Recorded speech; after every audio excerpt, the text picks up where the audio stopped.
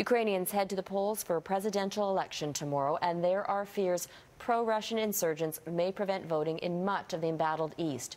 Almost 24 candidates are vying for the top job, and as Christina Stevens reports, Russian President Vladimir Putin is vowing to work with whoever wins. A country mired in violence, a day away from a national election. The Ukrainian government says at least half of the election districts in the embattled east of the country are not operating because their offices have been seized or blocked by armed pro-Russian insurgents. Some residents say they have no intention of heading to the polls anyway. My opinion is that these elections are bloody elections, says this woman.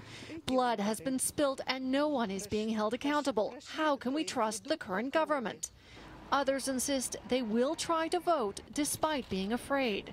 The interim prime minister tried to reassure residents of the region, saying with the election, the criminals don't have much time left to terrorize your land. Russian President Vladimir Putin has promised he would respect the outcome, but Putin objects to what he sees as interference from the West, saying Canada is too far away from the region to justify its meddling, adding he won't run away from anyone, including Canada's Prime Minister. In an attempt to try and ensure a fair election, about 2,000 observers from around the world are on hand, including 500 Canadians. Former U.S. Secretary of State Madeleine Albright is in Kiev, leading the international effort. We want very much to be in Ukraine, to be supportive not only of the elections, but of all the work that is going to have to take place afterwards. She met with presidential candidate Yulia Tymoshenko.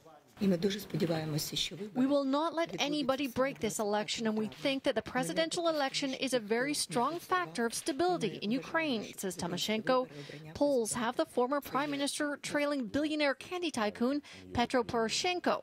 If he doesn't get an absolute majority, there will be a runoff ballot June 15th.